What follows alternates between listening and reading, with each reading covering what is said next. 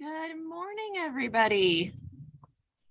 Welcome to the studio. Happy Monday. It is the Monday after the fall party, which is not as bad as like the Monday after Halloween, which isn't always a Monday, but or like the Monday after Super Bowl. It's not that bad. But the Monday after fall party is still a very Monday-y Monday. So got my coffee. My hair's in a braid because I wasn't going to fix it this morning. Just takes me a little while to recover from that, but it is got to be one of my favorite things ever. And so thank you to everyone who came out last night and hung out with us at the art studios and just, celebrated being together. So it looks like we are live on YouTube. Hopefully all the technology is working well for us this morning.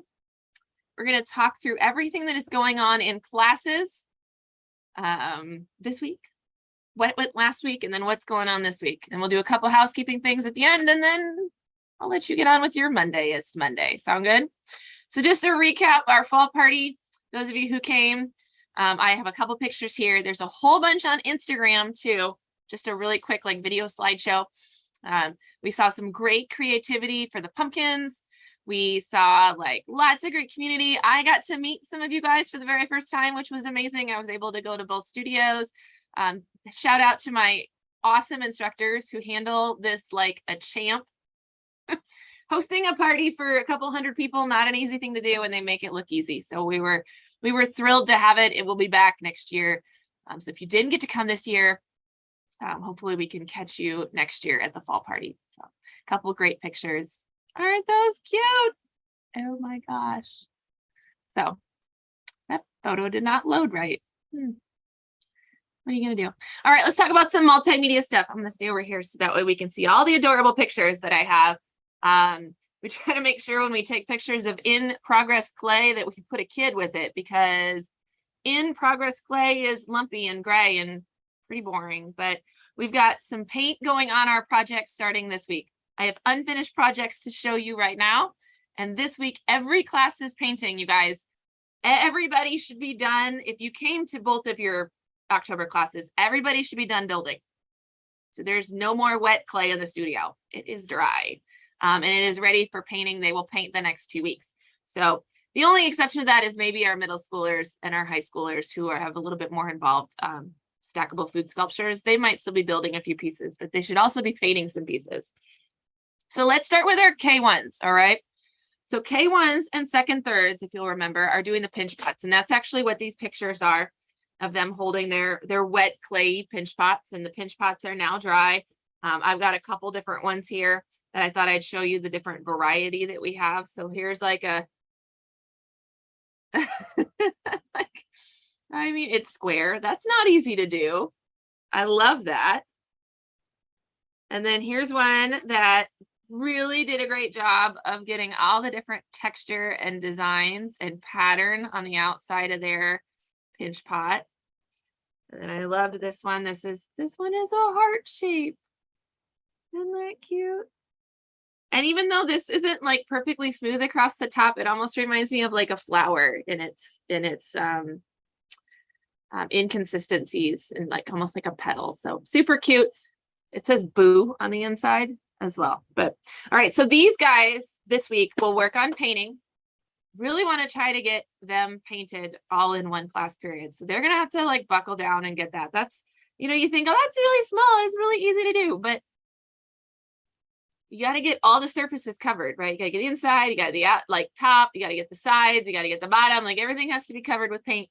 And that's just before you even start putting in details. So they will work on getting those painted this week so that the next week we can pour the wax and turn them into candles. So that's what's happening that week. My 4th and 5th graders are the ones doing the jack-o'-lanterns and the little pumpkins. So theirs are also dry and they are ready to paint. They will paint for 2 weeks. They've got a lot of surfaces that are tricky to paint because they've got to get inside each of these nose and eyes and mouth and everything they carved out and make sure that that raw clay is covered in acrylic paint. That's another thing to note. Everybody who is painting, it is not washable. So please make sure you wear old clothes. We do have paint shirts. It's still old clothes because like the shirts don't cover their pants. Yeah. All right. So we've got some really great jack-o'-lanterns. We have tea lights to put like in the bottom so that they light up when they're done. If they didn't make it big enough, we have a couple in Liberty. Actually, we have a lot in Liberty that aren't quite big enough to fit in the tea light. Don't worry, we have a backup lighting option. So not a tea light, but it's still a battery operated light so that they will still light up. Okay. All right. And then I didn't bring any middle school, high school ones because I cannot even describe to you how many pieces there are to everybody. So we've got Liberty has like 36 in that are doing that project between the 6th, 7th classes and the 8th, 12 classes. And you figure each artist has between like 10 to 20 pieces that go into their sculpture. I'm like, I am not messing with that because I will mix things up and then that would not be good. So I didn't mess with that. So you'll just have to watch Instagram for their updated sculptures because no, it wasn't going to happen. But they are making stackable scoop sculptures. So they should start painting this week too. I did look back there. A lot of them have actually started priming it, which is great. All right, let's talk about drawing. I'm going to slide these clay pieces a little bit further away from me. Don't want to accidentally bump anybody or anything. So we got two different projects that happened last week for the kiddos. My 102s, realistic, and my 101, they did a pumpkin still life. And we used the word pumpkin very loosely because there were some really great gourds in our pumpkin still life as requested by Miss Grace. She wanted funky pumpkins. And so Hy-Vee did not disappoint, and they have an amazing assortment. And so I bought some really great like gourds and lumpy pumpkins and white pumpkins and green pumpkins. And then of course a regular pumpkin for the kids to work on their still life drawing skills. So still life is when we look at an inanimate object and we use our powers of observations and we draw it. And they use chalk pastels. So I thought I'd show you a couple of theirs. The ones I pulled here instead, like in contrast to the ones you're seeing on the screen, these guys focused, and the green screen is going to mess it up because there's a green gourd right there where you can see through it. But these guys they did the whole still life. So they did the whole like what was on the table as a composition, whereas some of our others focused in on like one object that they could see, one pumpkin, one gourd, and both are right. It's just a matter of your preference. But disregard the green screen. I don't want to get rid of the green screen because then then you'd see my. Well, here, hang on, just a sec. Maybe this will work. This also is not real. Just a sec. So we get rid of the virtual background. Okay. Everything you know is a lie. Just kidding. Look at how great those are. So these guys here, these are this is 101. This one is, I think this one was 102. This one is 101. This one I know is 101. Look at those great shadows. Oh my gosh. I love the contrast. I'm not sure what's flying in the sky, but I like it. This one is also a 101. So they're working on, of course, their colors, right? Difference in the colors, like light orange or yellow orange and dark orange. They're looking at getting a couple shadows. A lot of this is relative positioning, where are things in space relative to other things in our picture, our scale, our relative scale.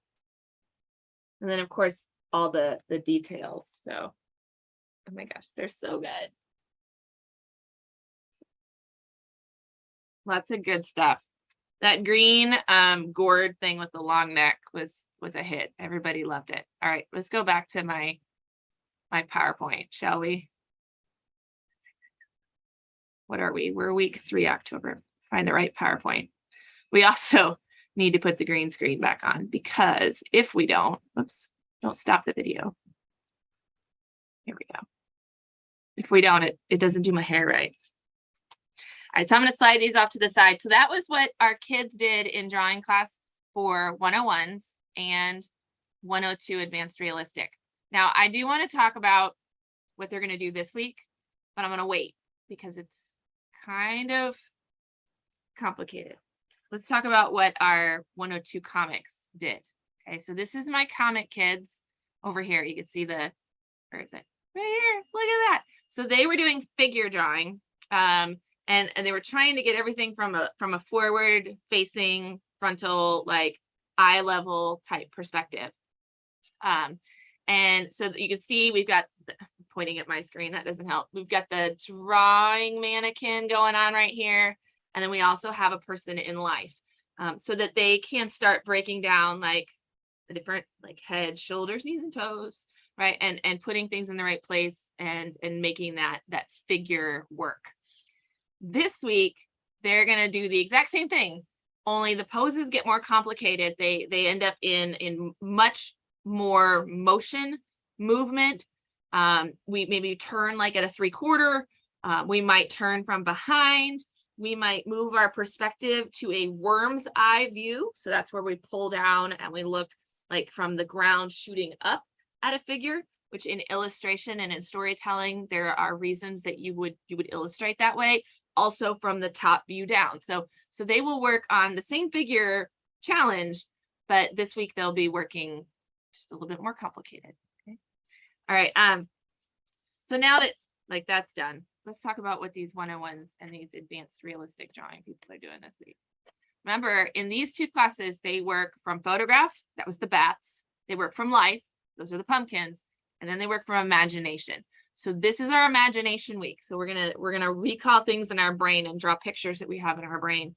We're gonna draw haunted houses. Now my 101s, our focus for the haunted houses is strictly like expanding our brains on what a house looks like. So architectural details, right? Siding, molding, what do windows actually look like? And all the different details we can add. Okay, so, and then of course, how do we make it haunted? Which is fun. So the ghosts and the pumpkins and the bats and the witches' brooms and the, all the details around the house that make it haunted, spider webs and broken like shutters. And so they'll draw haunted houses. My 102's advanced realistic, same assignment, haunted houses from our imagination. However, they're not going to draw a flat facade to their house. They are going to be working on perspective. So they're going to be looking at 1-point and 2-point perspective. We will probably give them a choice. Where to go? There it is. On whether they tackle 2-point, or this is 2-point, or whether they stay with 1-point. 1-point is a little bit easier to do. This one right here. That one's a little bit easier to do. The 2-point's a little bit trickier. So they will do perspective drawings, and they'll have to get their houses drawn, and then everything on the house that falls on that side of the house follows the same rules of perspective.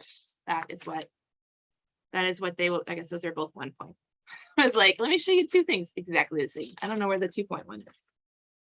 I'll have to find it. So they'll be working on, like, when you draw a window on that side of the house, the top and the bottom of the window follow the rules of perspective, and they go to the vanishing point. It's a good lesson. And the good thing about it is when you're drawing haunted houses, things are a little bit wonky. It's okay because it's a haunted house. All right.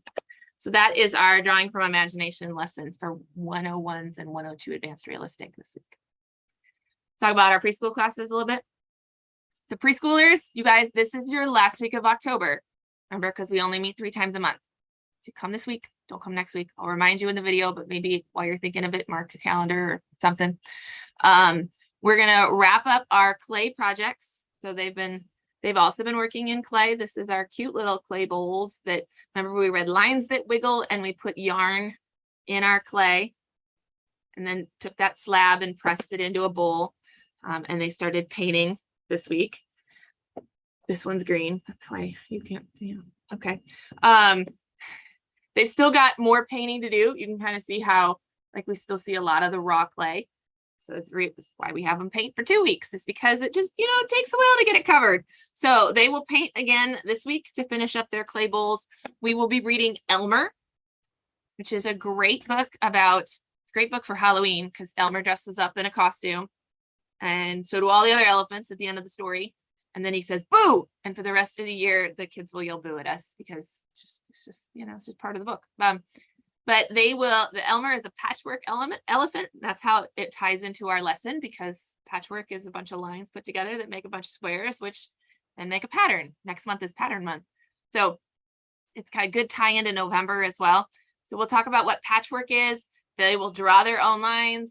The arrival activity for this week for our kiddos is a grid exercise, which is always fascinating to me, to see how the kids tackle the grid, because we don't give any like, now do this, or make sure you put your paint or your squares here. We just offer the supplies, and everybody tackles they see the grid differently, and they interpret it differently, and they react to it differently, and then they make art on top of it. Everybody does it different. Some will see the lines and make art of the lines, and some will see the negative space and make art in the boxes, which is always really interesting. And then my favorite kids are the ones that are like, who drew all these lines over my paper?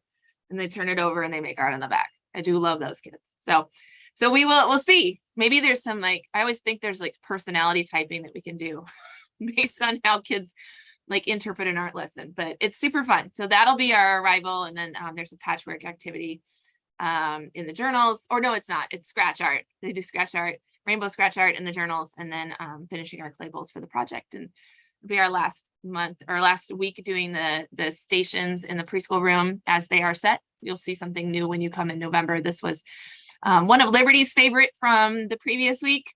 It was the paint rollers on the easel wall. Super fun. All right, couple housekeeping notes, and I'm going to let you guys go. I wanted to talk really quick as we head into cold and flu season. You know, I wanted to just kind of address it. So if your kiddo stays home from school, please don't come to art class. Okay, just no. Like, please don't, because then other people get sick, and we don't want that. So we have a makeup policy. We have a very flexible makeup policy.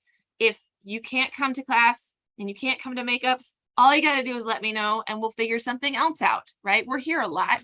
We're here a lot doing other classes. Sometimes I'm here just doing administrative stuff, or like Nancy's here just getting ready for the next fundamentals class. Like we have time. And so if you can't make Wednesday makeups and just let us know so that we can, like, we'd rather you come to Wednesday makeups because we are staffed up for that. But if you can't, just know that we'll work something else out. We'd rather do that than have people come to the art studio sick. Okay. If your kiddo is coughing and coughing and coughing and coughing and coughing, even if they're in a mask, we might have to give you a phone call. And it's just because it makes, like, we're coming off of COVID, right? And it makes everybody just a little bit uncomfortable to have somebody in the classroom hacking up a lung. So for the comfort of everybody in the building, we may ask you to also come to a makeup session, or come to a one-on-one session with me and another instructor, or me or another instructor. Like, we will work something out. Okay. I also know that there are allergies. I know that there are other environmental reasons that you would have a cough. The problem is the other 30-ish people in the building don't know those reasons. And it raises the anxiety level in the building, and everybody's looking around like, what are you going to say something about this? Yeah. So if you have a cough, even like, I mean, every now and then you got to clear your throat. I get it. But if it's constant, we can't go 5 seconds without coughing. We're probably going to have to make a phone call, and we really don't want to make that phone call. So I would appreciate, like, my instructors don't want to make that phone call. You know, conflict isn't fun for us either. So if you could just not put us in that position and don't come to art class so that we have to do that, I would really appreciate it. Okay. Thank you. All right. Let's talk about more fun stuff. Holiday gift workshops. You guys, registration open today for the holiday gift workshops. They are open on the website, from the homepage or the special events page, or your inbox if you get my email notifications. So you can sign up for those. And then the last thing is spring semester enrollment will start December 1st for everybody, like the public. We will open it December 1st. Now, if you are in a class that is full, or even like one off being full, like pretty full. We're gonna open enrollment early for you guys. So you'll actually get an email on the 28th. I think it's the Monday, right? So we'll give you like a 2 or 3 day head start. I won't guarantee your spot, but I will give you a head start. So that way you won't lose your spots. As long as you take that head start, everybody should be just fine. You do have to re-enroll. You're not auto-enrolled for January. And we'll talk about that throughout the whole month of November. You are not auto-enrolled for January. You're good through December, but everybody has to re-enroll for the next semester, for January through May. We don't want to lose people who have been with us this semester. So we're going to give you early enrollment to get you into the next semester. Okay. Does that make sense to everybody? Yeah. Especially my drawing people. Okay. All right. Is that it? That is it. That is everything in my spiel this week. Drink more coffee. So if anyone has any questions about any of that, you want to talk through the illness policy, you want to talk through the makeup policy, you want to talk through like next semester enrollment, how it works, just shoot me a message and let me know. I realize there are some individual circumstances. So you might be somebody that's in a multimedia class, but you want to be in drawing class. The drawing class is full, so you signed up for multimedia, and you're like, well, do I go ahead and sign up for multimedia early? Because yeah, just talk to me. We'll figure it out. Okay. Last housekeeping reminder that I should have said too. If you need to get a hold of me, I check email like twice a day, you guys, which is actually, I used to only do it once a day, but now I do it twice a day. I do it at the beginning and the end of the day. And then I don't do it like, I'm not one of those people that constantly is on their emails. So I check it, I clear the inbox, and then I don't touch it again. So if you email me after like 3 o'clock on a day, you might not get a response till the next day because it doesn't ring through to my phone. So if it's something urgent and it's like a really quick question and you just need to know an answer, social media rings through to my phone. So like I can be at a baseball game or a basketball game or a football game because all I do is watch my kids play sports. And my phone will ding with a message and then I can reply to you really quick. Okay. Cool. That's the best way to reach me. If you're calling and you're like, they're never answering the phone and you never leave a message, we don't know you called. So again, we check messages every day and we reply to messages every day. But if you need a quick answer, send it to social because it rings through straight to me. Yeah. Okay. I'm like, see, I've got 3 messages right now. I will reply to them as soon as I'm done here. Okay.